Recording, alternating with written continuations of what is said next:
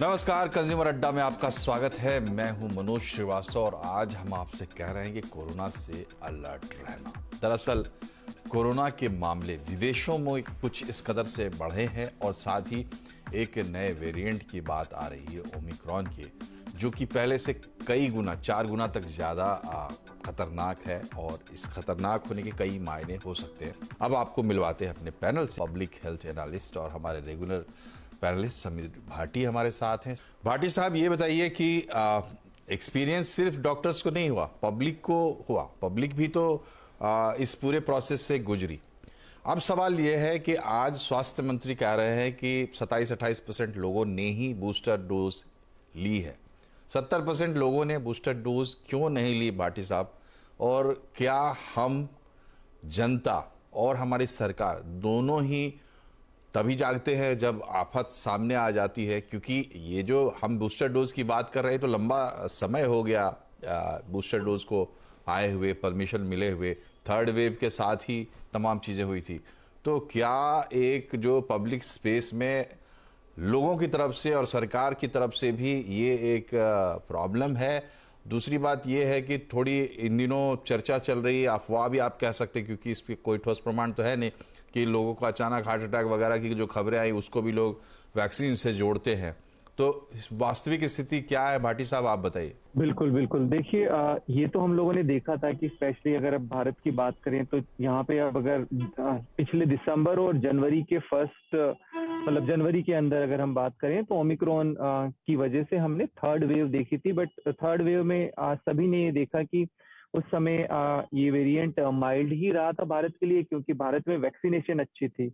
उस समय भारत में काफी सारे लोगों को सेकेंड वेव थी जो डेल्टा ड्रिवन थी, उसकी वजह से इम्यूनिटी प्लस काफी सारे लोगों को उस समय भी वैक्सीनेशन की फर्स्ट डोज तक लग चुकी थी। तो इस वजह से ये वेरिएंट कम रहा, हल्का रहा। पर साथ के साथ हमने ये भी देखा, इवन ओमिक्रॉन के समय में भी दिल्ली में अगर मैं बात करूं तो हॉस्पिटलाइजेशन हुए थे। उन हॉस्पिटलाइजेशन में भी हमने वही लोग देखे जिनको वैक्सीन नहीं लगी थी। तो ये तो इससे बिल्कुल क्लियर एक मैसेज जाता है कि वैक्सीनेशन की वजह से हमारे को जो ओमिक्रॉन वेव भी थी, थर्ड वेव जो थी, वो भी बहुत हम लोगों के लिए माइल्ड रही और उस तरह से हॉस्पिटलाइजेशन नहीं बढ़े और ना ही कोई डेथ रेट बढ़ी। रही बात बूस्टर की, जो हम बात कर रहे हैं कि फर्स्ट और सेकेंड डोज को, क्योंकि डेल्टा वेव के समय लोगों ने देखा कि काफी ज्यादा डिजास्टर था और काफी जो है एक वो डेडली वेव थी। उसके बाद हमने देखा कि अचानक से केसेस काफी ज्यादा वैक्सीनेशन काफी ज्यादा बढ़ गया लोगों में। ओमिक्रॉन के बाद एक जो आप बात कर रहे हैं, थोड़ा सा वैक्सीन को लेके थोड़ा क्या काफी ज्यादा सोशल मीडिया पे और कई प्लेटफॉर्म्स पे इसको लेके कई तरह की अफवाहें बनी रही, जिसकी वजह से जो ड्राइव है वो काफी अफेक्ट रही। ओमिक्रॉन के समय एक जो सबसे ज्यादा प्रचलन हो रही थी बात की, एक नेचुरल इम्यूनिटी सबको मिल जाएगी और एक नेचुरल वैक्सीन सबको लग जाएगी।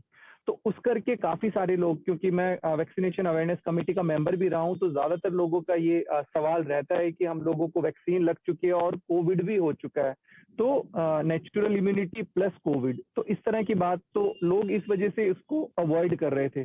बट फिलहाल अभी हमें जानना ये जरूरी है कि देखिए, पहले कोविड के लिए जो आपका बूस्टर था उसके लिए 9 मंथ का गैप रखा था, उसके बाद हमने इसको 6 मंथ का गैप भी रिड्यूस किया ताकि लोग लगा लें। फिलहाल अब दोबारा से सरकार ने इस चीज के ऊपर अब काम करना शुरू किया, तो अब स्टेट के लेवल पे दोबारा से बूस्टर को लेके फिर से अवेयरनेस क्रिएट की जा रही है। और पिछले अब 3-4 दिनों की मैं बात करूं तो जो हमारे वैक्सीनेशन सेंटर है उस पर बूस्टर को लेके काफी संख्या बढ़ी है लोगों में। तो मैं समझता हूं अब थोड़े आगे आने वाले दिनों में ये संख्या और बढ़ेगी और हमारी जो ये अभी करीबन 30% के करीब है, ये संख्या और बढ़ जाएगी। लोग अब बूस्टर लेने के लिए आ रहे हैं। जी, तो और हमारे मेहमानों के पास चलते हैं। भाटी साहब, ये बताइए, देखिए गांव देहात में कहा जाता है कि भूत खतरनाक नहीं है, लेकिन भूत का डर बड़ा खतरनाक होता है। भूत तो वैसे होता भी नहीं है, लेकिन कोविड होता है। और ये जो जब इसका खौफ आता है तो हम सब लोग कैसे बिहेव करने लगते हैं, और खास करके कुछ लोग जिनके पास शायद हो सकता है जानकारी का अभाव है या कोई भी कारण हो। तो ये तमाम कोविड मैनेजमेंट जो हम कर रहे हैं, चाहे सरकार के स्तर पर कर रहे हो या व्यक्तिगत स्तर पर कर रहे हो, संस्थाएं सब लोग कर रहे हैं अपने अपने लेवल पे, इतने दिन का सबक क्या है? इसको अब कैसे टैकल करना है? रणनीति क्या होनी चाहिए सधी हुई, जिससे कि हमारा नुकसान ना हो नुकसान सिर्फ यहाँ सेहत का नहीं है, बल्कि हमारी रोजी रोटी का भी नुकसान है, हमारे सामाजिक ताने बाने का भी नुकसान है। सब कुछ एक साथ दांव पर लग जाता है। तो भाटी साहब, कुछ सबक क्या है हमारे जो पिछले दिनों हमने सीखे हैं, जिनका इस्तेमाल करके अभी हम अपना काम भी चला सकते हैं और अपनी सुरक्षा भी कर सकते हैं? बिल्कुल, बिल्कुल। देखिए, अभी तक की जिस तरह की पॉलिसीज़ बनाई गई है भारत में, अगर मैं बात करूँ तो वो साइंटिफिक तरीके से बनी है। मतलब चाहे हमारा वैक्सीनेशन ड्राइव रहा है, जो काफ़ी चरणबद्ध तरीके से रहा है, जिसके अंदर हमने अपने हेल्थ केयर वर्कर्स को पहले प्रोटेक्ट किया, हमारी एल्डरली पॉपुलेशन प्लस कोमॉर्बिड लोगों को प्रोटेक्ट किया। उसके बाद फिर हमारे बाकी अडल्ट पॉपुलेशन में वैक्सीनेशन शुरू हुआ। इसी तरह से बाकी भी जिस भी तरह की पॉलिसीज रही हमारी, चाहे लॉकडाउन को अनलॉक करने की पॉलिसीज रही थी, सभी साइंटिफिक तरीके से रहा। और फिलहाल अभी जो गवर्नमेंट ने प्रोएक्टिव स्टेप लिए हैं, जो फिलहाल लेनी चाहिए, वो भी बिल्कुल एकदम ठीक है, जिसमें कि निर्देश दिए गए हैं कि जीनोम सीक्वेंसिंग करनी है, टेस्टिंग बढ़ानी है। हमने पहले देखा कि ओमिक्रॉन के समय टेस्टिंग की पॉलिसी चेंज कर दी थी, क्योंकि हमने देखा था कि वो ज्यादा संक्रामक था और उस समय हमें पॉजिटिविटी रेट या संक्रमण कितना बढ़ रहा है वो ज्यादा देखना जरूरी नहीं था, हमें देखना था कि हॉस्पिटलाइजेशन रेट तो नहीं बढ़ रहा।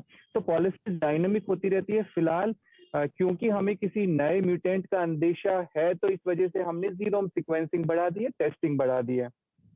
इससे पहले लग रहा था कि ये जो आपके वायरल डिजीज है, ये अभी और भी काफी टाइम से चल रही है, पर उस समय भी डॉक्टर्स टेस्टिंग के लिए नहीं बोलते थे, क्योंकि उस समय बहुत ज्यादा कोविड का जिस तरह से हम देख रहे थे, वायरस सर्कुलेट नहीं हो रहा था।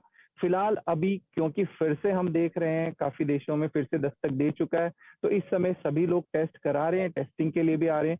तो एज पर डायनामिक पॉलिसीज हम अमेंडमेंट करते जा रहे हैं अपनी पिछली लर्निंग से, और पहले भी पॉलिसीज ठीक रही है। जैसे इंटरनेशनल टेस्टिंग होना जरूरी था, वो भी फिर से इम्प्लीमेंट कर दिया है। रैंडम टेस्टिंग होना जरूरी है, रैंडम सैंपलिंग भी जो है कर रहे हैं हम। हमारी सभी तरह की जीनोम सीक्वेंसिंग लैब्स फिर से एक्टिवेट हो गई है। बूस्टर के लिए फिर से कैंपेन होना शुरू हो गया। तो मुझे लग रहा है समय के साथ जिस तरह से पॉलिसीज अमेंडमेंट होनी चाहिए वो हो रही है, बट ये जरूरी है कि व्यक्तिगत तौर पे भी हम लोगों की अब बहुत अधिक जिम्मेदारी है। जैसा हम देख रहे हैं कि हमेशा फेस्टिव सीजन या स्पेसिफिकली विंटर्स में हम बात करें तो अन्य रेस्पिरेटरी डिजीज भी बढ़ जाती है। तो मास्क लगाना सरकार मैंडेट करे ना करे, पर हमें जरूरी है देखना है कि अब जिस तरह से हम क्राउडेड प्लेसेस में जा रहे हैं, मेट्रो में जा रहे हैं, एयरक्राफ्ट में या एयरपोर्ट पे, तो मास्क हमें वहां पे लगाना जरूरी है। और सबसे इम्पोर्टेंट, जैसा हम देख भी रहे हैं, पोस्ट कोविड ज्यादातर हमारे उन लोगों को जो कोमॉर्बिड वाले हैं, तो उनको हमें प्रोटेक्ट करना बहुत जरूरी है। जी, तो जैसा कि भाटी साहब ने कहा कि क्राउडेड प्लेसेस में जाने की बात है, तो अभी प्रधानमंत्री ने भी अपने संबोधन में ये बात कही थी मन की बात में कि नया साल मनाना है। कार्यक्रम में फिलहाल इतना ही। आप तीनों मेहमानों का बहुत बहुत शुक्रिया हमसे जुड़ने के लिए। नमस्कार।